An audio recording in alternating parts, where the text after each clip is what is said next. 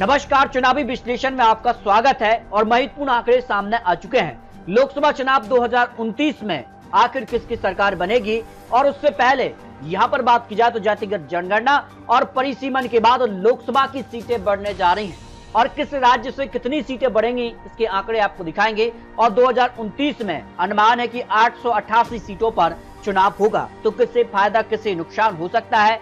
2024 में 543 सीटें, 2029 में यहां पर 888 सीटों पर चुनाव हो सकता है, क्योंकि यहां पर बात की जाए तो कई राज्यों में सीधे तौर पर सीटें बढ़ने जा रही हैं। वो कौन कौन से राज्य होंगे जहां सीटें बढ़ने जा रही हैं? तो 2029 में 888 सीटों पर चुनाव हो सकते हैं और इसका फायदा या नुकसान किसे हो सकता है, इसको लेकर भी महत्वपूर्ण आंकड़े सामने आ चुके हैं। एनडीए या फिर इंडिया गठबंधन, क्योंकि इस बार सीधा चुनाव 2024 में यहाँ पर विस्तार का माहौल देखने को मिला और यहाँ पर किसी एक पार्टी को स्पष्ट बहुमत नहीं मिला, तो 2029 का जो चुनाव होगा वो यहाँ पर महत्वपूर्ण हो जाता है। लेकिन उससे पहले यहाँ पर कई राज्यों में सीटें बढ़ने जा रही हैं लोकसभा की, वो भी आपको दिखाएंगे किन राज्यों में बढ़ सकते हैं। तो दक्षिण भारत के मुकाबले उत्तर भारत में यहाँ पर सीधे तौर पर ज्यादा सीटें बढ़ने जा रही हैं, उसको लेकर भी बात करेंगे। दक्षिण भारत के कई नेताओं ने इसको लेकर भी आपत्ति जताई है, आखिर किस बेस पर यहाँ पर जो है परिसीमन होने जा रहा है और परिसीमन के बाद कई राज्यों में सीटें बढ़ेंगी। तो हिंदी भाषी 8 राज्यों में 84% यहाँ पर सीटें बढ़ने की संभावनाएं लगाई जा रही है परिसीमन के बाद। और यहाँ सीधे तौर पर भारतीय जनता पार्टी यहाँ पर सरकार में है कई राज्यों में, तो इन राज्यों में सीधे तौर पर भारतीय जनता पार्टी को फायदा मिलेगा। और अगर बात की जाए तो 2026 में और 2029 के बीच कई महत्वपूर्ण काम होने जा रहे हैं, जिसमें जातिगत जनगणना, महिला आरक्षण और यहाँ पर जो बात की जा रही परिसीमन। और परिसीमन के बाद कितना कुछ माहौल बदलेगा, क्योंकि जो फॉर्मूला है 1976 का जो फॉर्मूला है उसमें 10 लाख आबादी पर एक लोकसभा सीट निर्धारित होती है।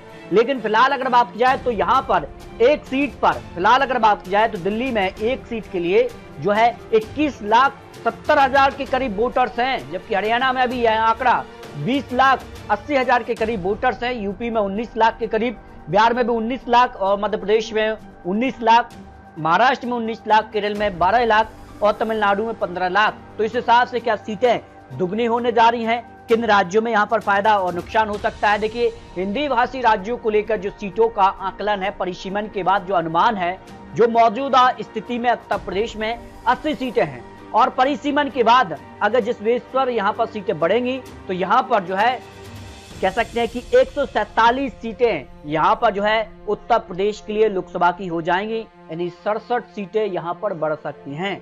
वही राजस्थान में मौजूदा स्थिति में 25 लोकसभा सीटें हैं और परिसीमन के बाद यहाँ 50 सीटें हो सकती हैं, यानी 25 सीटें बढ़ सकती हैं।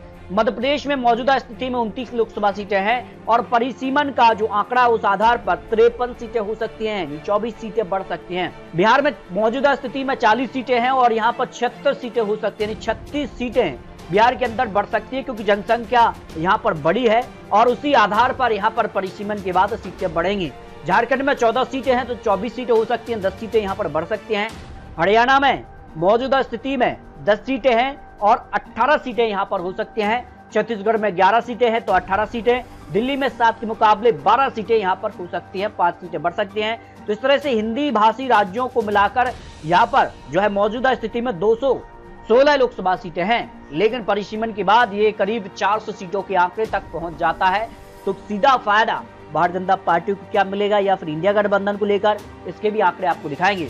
जबकि दक्षिण भारत की अगर बात की जाए तो यहाँ कम सीटें बढ़ेंगी, क्योंकि दक्षिण भारत में जनसंख्या यहाँ पर कम वृद्धि हुई है और आंकड़ा माना जा रहा है कि परिसीमन के लिए क्या जनसंख्या जो वृद्धि है उसके आधार पर ही तय होगा या फिर कुछ नए यहाँ पर समीकरण बनेंगे, इसको लेकर भी यहाँ के जो नेता हैं वो अब सीधे तौर पर इसका विरोध करते नजर आए हैं। तो आंध्र प्रदेश में मौजूदा स्थिति में 25 सीटें हैं, 37 सीटें हो सकती हैं, 12 सीटें बढ़ सकती हैं।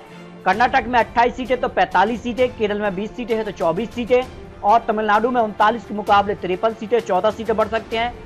तेलंगाना में 17 के मुकाबले 25 लोकसभा सीटें यानी 8 सीटें यहां पर बढ़ सकती हैं। यानी उत्तर भारत के मुकाबले दक्षिण भारत में लोकसभा सीटें कम बढ़ेंगी, जबकि यहां पर बात की जाए तो उत्तर भारत में ज्यादातर राज्यों में बढ़ने जा रही है। इसके अलावा कुछ और पूर्वोत्तर राज्य आते हैं, तो यहाँ अगर बात की जाए तो यहाँ पर भी भारतीय जनता पार्टी की सरकार है, जिसमें गुजरात, महाराष्ट्र, पश्चिम बंगाल में ममता बनर्जी, कर्नाटक में कांग्रेस की सरकार है। तो ऐसे में इन राज्यों में भी सीटें जो बढ़ेंगी उसका भी फायदा भारतीय जनता पार्टी को मिल सकता है।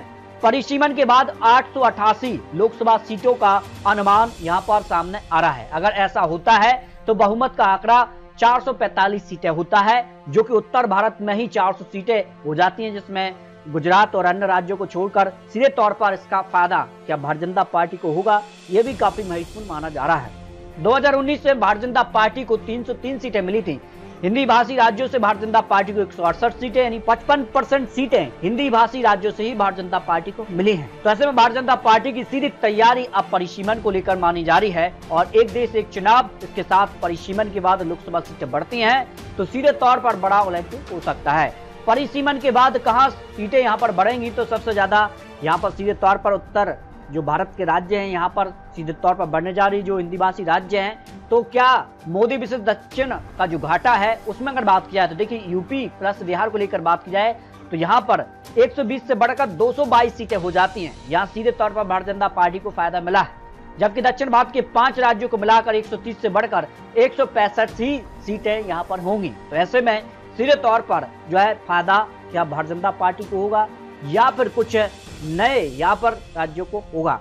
लेकिन एक साथ ही बात की जा रही कि यहाँ पर महिला आरक्षण को लेकर ही बात की जा रही है, तो महिलाओं को लेकर भी आरक्षण यहाँ पर दिया जाना है लोकसभा चुनाव से पहले।